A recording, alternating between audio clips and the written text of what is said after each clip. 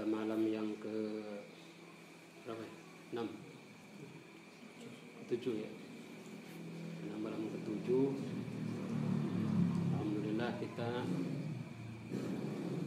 masih diberi kesempatan untuk bisa melaksanakan ibadah bulan Ramadan, baik puasanya maupun ibadah-ibadah yang lainnya. Salah satu keistimewaan bulan Ramadan, setelah Allah memberikan penjelasan bahwa di bulan Ramadan itu Allah menurunkan Al-Quran, kemudian menambah pahala-pahala setiap amal ibadah, amal soleh yang kita lakukan.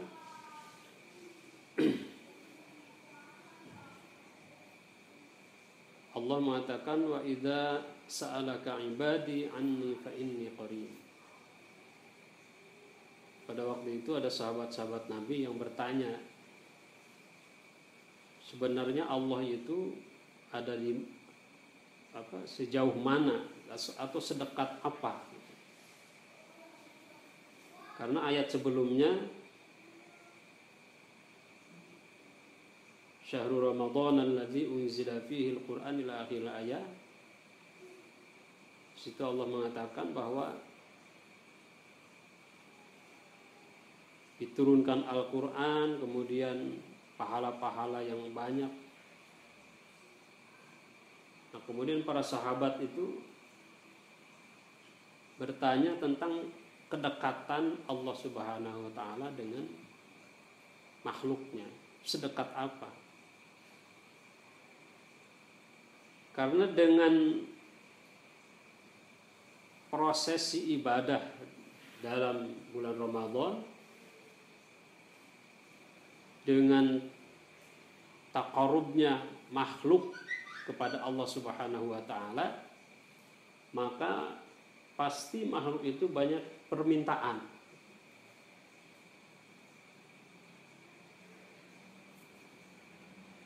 Jadi ketika sudah kita laksanakan ibadah, kemudian ketaatan kita kepada Allah ya semakin taat,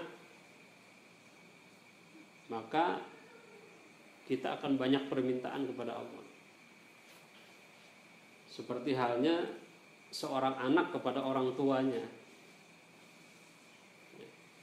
Ketika orang tua itu memerintahkan A, B, C, D gitu, memerintahkan segala macam hal kemudian diikuti oleh anak itu, artinya anak itu taat kepada orang tua,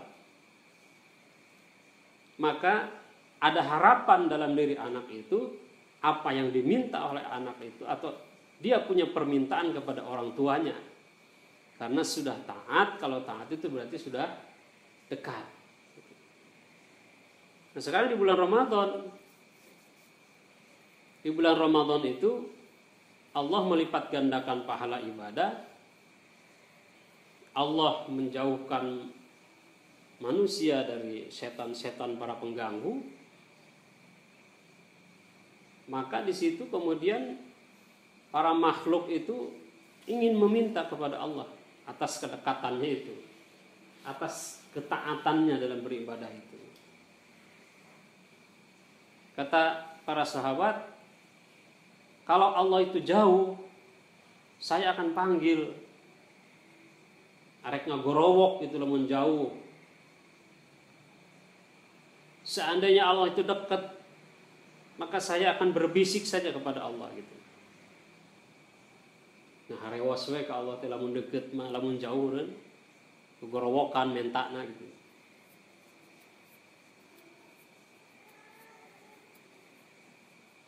Maka Allah berfirman, ya Muhammad, katakan kepada sahabat-sahabatmu, katakan kepada umat, fa inni qarib, bahwa saya ini adalah dekat sekali dengan kamu, dekat sekali dengan umat ketika bulan Ramadan ini. Ujibu da'watad da' idza da'an. Kata Allah, aku akan penuhi apa yang diminta oleh makhluk, oleh umat gitu. Kalau makhluk itu meminta. Artinya kalau kita ini sudah melaksanakan ibadah dengan baik, melaksanakan amal soleh dengan baik,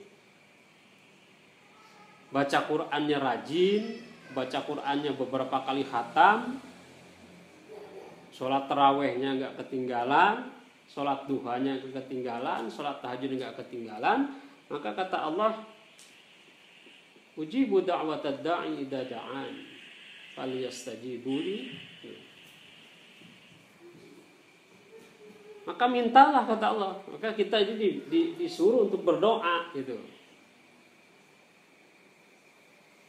Dan doa pada waktu kita panjatkan di bulan Ramadan itu dalam keadaan kita sedang dekat-dekatnya dengan Allah Subhanahu wa taala. Jadi kalau dalam keadaan dekat itu kemungkinan besarnya itu akan diijabah, akan dikabulkan oleh Allah.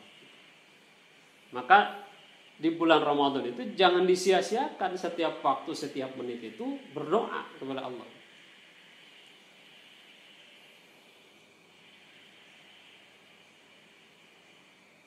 Ya doanya bagaimana? Doa itu kan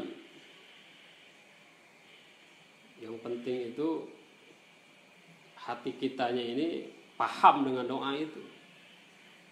Makanya kalau kira-kira doa dengan bahasa Arab itu nggak pas, jangan dipaksakan. Mending pakai bahasa Sunda, mending pakai bahasa Indonesia.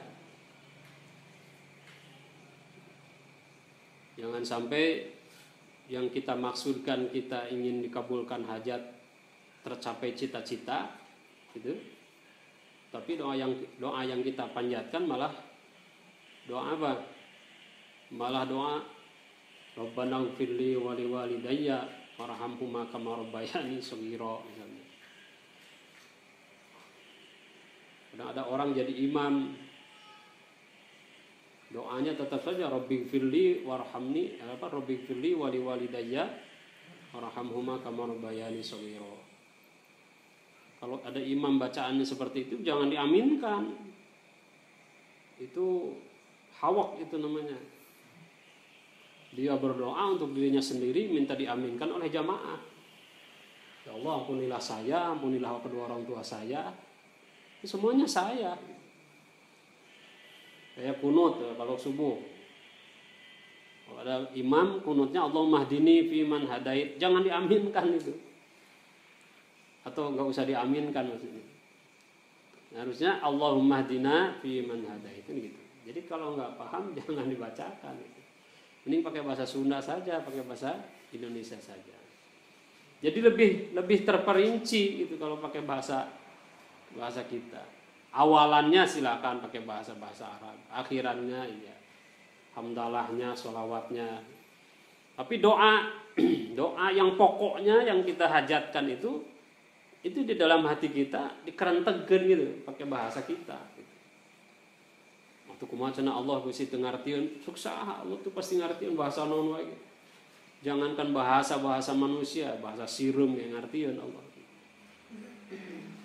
Jangankan jangankan dikatakan. Baru diniatkan atau ada di dalam hati saja, belum dikatakan Allah tahu itu.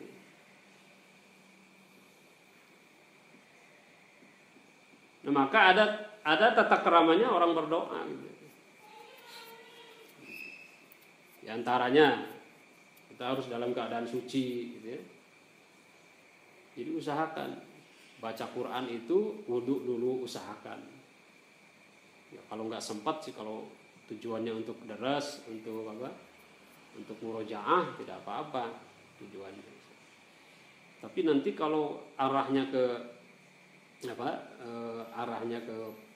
kita berdoa ingin dikabulkan lebih cepat, maka kita harus dalam keadaan suci, ya, wudu dulu. Kemudian berdoa itu harus didahului oleh ibadahnya. Ibarat orang bekerja gitu. Sebelum dapat upah itu kan orang kerja dulu, betul nggak? Ya.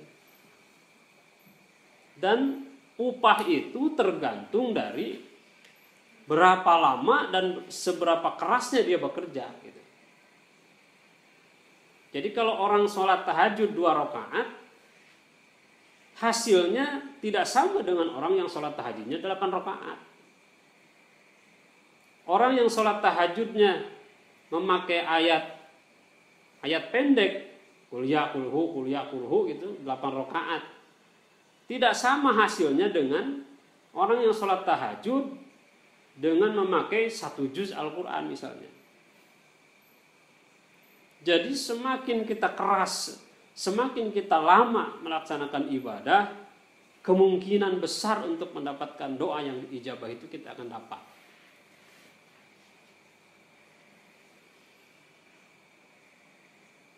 Kayak orang di dalam kehidupan sehari-hari kan begitu.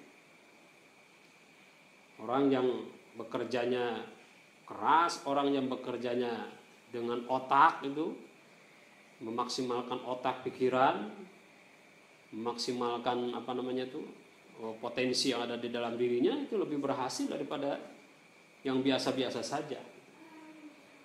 Orang yang sudah bekerja dengan baik, yang berusaha dengan baik, akan beda hasilnya dengan orang yang sama bekerja tetapi dibarengi dengan ibadah, dibarengi dengan berdoa kepada Allah. Maka ini harus dua-duanya harus seiring gitu. Seiring sejalan. Dalam bahasa bahasa Yunaninya disebut ora et labora gitu. Bekerja dan berdoa, atau belajar dan berdoa. Jadi kita itu makhluk atau umat itu tidak bisa hanya mengandalkan belajar terus, baca buku terus, baca ilmu terus, belajar, tapi tidak pernah berdoa kepada Allah. Artinya tidak pernah tawakal gitu ya kan.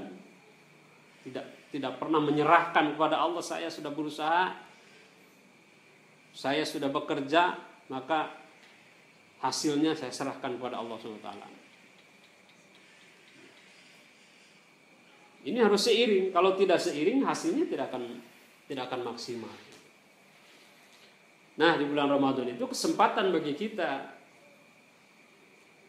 Ayat ini kan berurutan ya, dari mulai ayat tentang kewajiban melaksanakan puasa, hari-hari untuk puasanya, bagaimana orang yang kalau sakit, kalau tidak mampu untuk berpuasa, bagaimana kalau dalam perjalanan, istimewaan di dalam puasa seperti apa, sampai pada kita diberikan harapan oleh Allah SWT, diberikan diberikan sesuatu yang sangat istimewa, yaitu untuk dimudahkannya, dikabulkannya doa kita pada bulan Ramadan itu. Jadi kalau pada bulan Ramadan orang tidak mau berdoa, sangat rugi ya. Sangat rugi.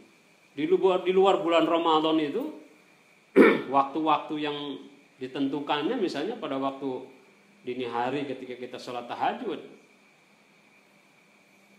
atau pada hari Jumat misalnya dikabulkannya doa. Tapi di bulan Ramadan, waktu kapanpun, mau pagi, mau sore, mau siang, mau malam, sama semuanya, doa kita akan dikabulkan oleh Allah Subhanahu wa taala. Kapan dikabulkannya? Ya, kalau doa itu langsung dikabulkan, itu manusia itu tidak akan mau berusaha. Maka doa yang paling baik itu adalah doa yang dawam. Ya. Seperti misalnya Rabbana atina fid dunya hasanah wa fil akhirati hasanah wa qina adzabannar. Itu jangan sampai tertinggal, setiap kita berdoa itu dibaca terus itu. Karena itu adalah intinya doa. Ya, doa yang paling bagus itu kan doa yang ada di dalam ayat di dalam Al-Qur'an, ada di dalam hadis Nabi. Ya, ada dalam pernyataan para sahabat atau para ulama. Nah, ini di dalam Al-Quran ada, dinyatakan juga oleh Kangjeng Nabi, oleh para sahabat diamalkan. Ini mati. Rabbana atina fid dunya hasanah wa fil akhirati hasanah wa qina adzabannar. Ya mau apa lagi sebenarnya, kan manusia itu ingin bahagia di dunia dan ingin bahagia di akhirat. Kalau sudah bahagia di dunia, nanti bahagia di akhiratnya sudah selesai sebetulnya. Betul nggak? Yang namanya kebahagiaan itu kan tidak sama. Bahagia di dunia itu ada yang mengatakan kalau saya punya rumah yang besar. Besarnya juga berbeda-beda. Ukuran 10 kali 10 menurut seseorang sudah sangat besar. Tapi menurut yang lain, belum besar. Saya inginnya 100 kali 100 meter. Gitu. Kan gitu. Menurut ukuran seseorang kebahagiaan itu cukup dengan sehat saja. Alhamdulillah saya sudah bahagia. Ini tuh. Jadi bahagia di situ, bahagia di dunia. Tapi kita harapkan juga bahagia di akhirat. Kadang-kadang orang minta kepada Allah itu kan juga dirinci gitu. Sudah pakai Rabbana atina fid dunya hasanah wa fil akhirati hasanah, terus tambahin dirinci, ya Allah saya pingin mobilnya, saya pingin rumahnya, saya pingin duitnya, dan seterusnya. Padahal itu kan bagian dari kebahagiaan di dunia gitu. Kalau Allah memberikan kebahagiaan di dunia, berarti semuanya akan dipenuhi oleh Allah. Makanya doa yang itu jangan ditinggalkan. Harus disertakan di akhir minimal kan gitu. Ada satu ketika ada sahabat Nabi yang sakit. Sakitnya parah sekali. Kemudian didatangi oleh Kanjeng Nabi. Kamu sudah berobat? Sudah ke tabib sudah. Tapi penyakitnya nggak sembuh-sembuh. Emang apa yang pernah kamu baca atau pernah kamu amalkan? Karena sahabat ini mengatakan, saya pernah berdoa, ya Allah, daripada saya disiksa di akhirat, lebih baik saya disiksa di dunia. Jadi doanya begitu, ya Allah, daripada saya nanti sengsara di akhirat, lebih baik saya sengsara di dunia. Akhirnya dikabulkan oleh Allah, dia sengsara betul. Sakit betul itu di dunia itu. Jadi dia diberi penyakit yang tidak ada obatnya. Kata Nabi, kita nggak boleh berdoa kayak begitu tuh. Jadi berdoa itu ya tetap ingin bahagia di dunia, ingin bahagia di akhirat. Gitu. Jangan hanya ingin di akhirat saja bahagianya, di dunia nggak mau bahagia. Gitu. Nah ini dikasih doa oleh Nabi ini, baca ini secara rutin. Rabbana atina fid dunya hasanah wa fil akhirati hasanah wa qina adzabannar. Dalam jangka seminggu sembuh itu orang itu atau sahabat Nabi itu. Makanya itu disebutnya intinya doa itu. Doa itu dikabulkannya bisa 10 tahun, bisa 20 tahun yang akan datang. Apa yang kalian capai hari ini, atau apa yang kita capai hari ini, bisa jadi adalah doa orang tua kita pada 10 tahun yang lalu. Bisa jadi doa orang tua kita ketika kita belum lahir. Paham gitu ya? Kenapa sekarang kita ada di sini? Kita bisa di pesantren, kita bisa ngaji dan seterusnya. Itu bisa jadi doa nenek kita, doa kakek kita, doa orang tua kita padahal kita belum lahir. Bisa jadi orang tua kita berdoa, ya Allah, saya ingin punya anak, tapi anak saya nanti pesantren, kan gitu. Wah itu kan diungkapkan pada puluhan tahun yang lalu.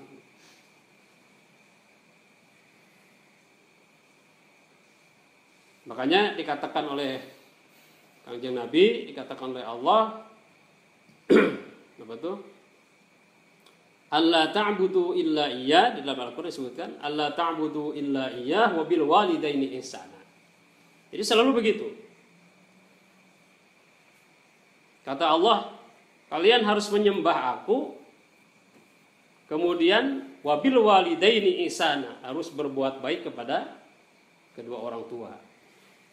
Jadi selalu dalam ayat Al-Quran itu setelah menyebutkan ibadah kepada Allah, mengesahkan Allah, maka kesananya adalah berbuat baik kepada orang tua. Wa qadha rabbuka alla ta'budu illa iyyahu wa bil walidaini ihsana. Kan gitu. Maka ini menjadi rumus. Para ulama mengatakan setelah kita beribadah kepada Allah, setelah kita iman kepada Allah, maka yang harus kita lakukan adalah berbuat baik kepada kedua orang tua.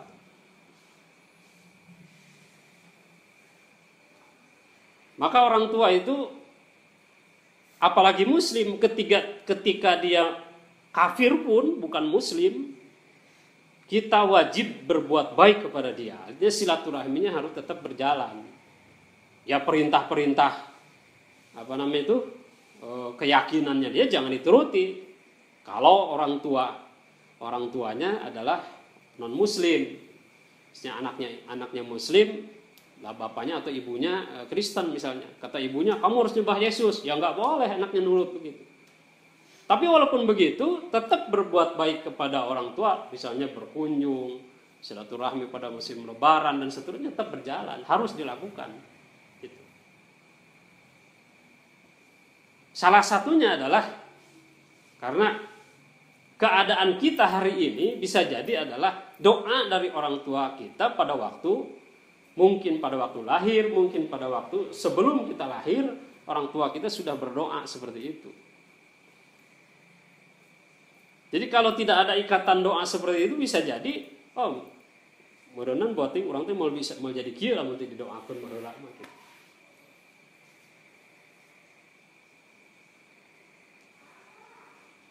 Nah itu ya, jadi sangat penting ini. Artinya apa?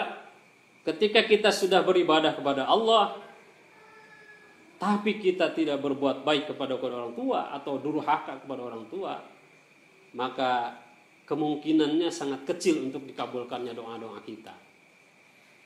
Jadi salah satu yang paling mujarab doa itu adalah ketika doanya orang tua kita kepada kita.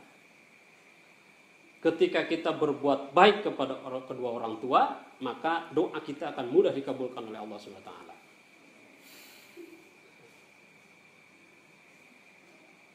Salah satu juga yang paling diberi nasib yang tidak baik atau nasib yang kurang baik di dalam kehidupan di dunia ini, termasuk mungkin di akhirat, adalah karena kedurhakaan kita kepada orang tua. Bisa jadi begitu.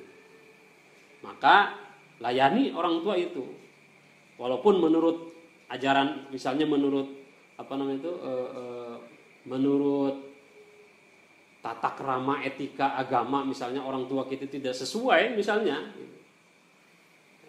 tidak paham dengan agama, ya tadi, misalnya dia bukan muslim pun tetap harus baik gitu. Secara secara sosial. Apalagi kalau orang tua kita masih dalam keadaan menyembah Allah Subhanahu wa taala, masih mengucapkan syahadat gitu, masih dalam keadaan Islam. Ya.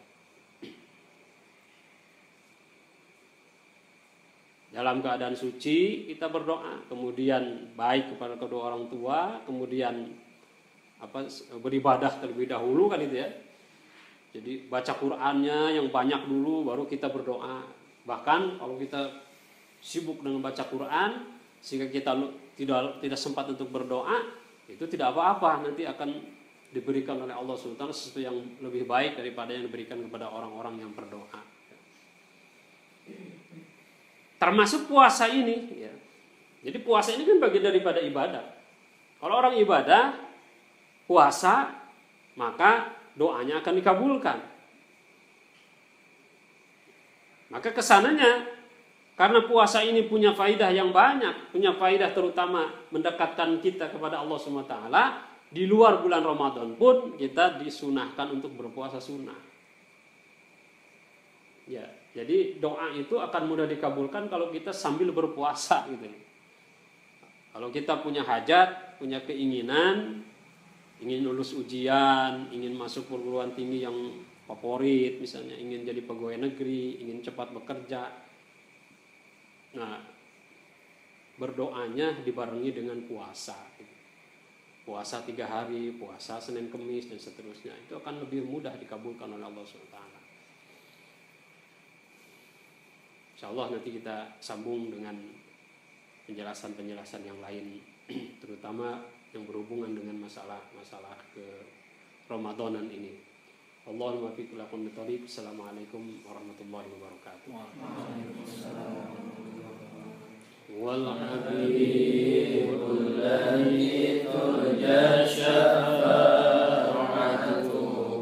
لكل هول من الأهوال منتهب هو الحبيب الذي ترجى شفاعته لكل هول من الأهوال مولاي صل وسلم دائما أبدا على حبيبك خير الخلق كلهم مولاي صل وسلم دائما أبدا على الحبيب خير الخلق كلهم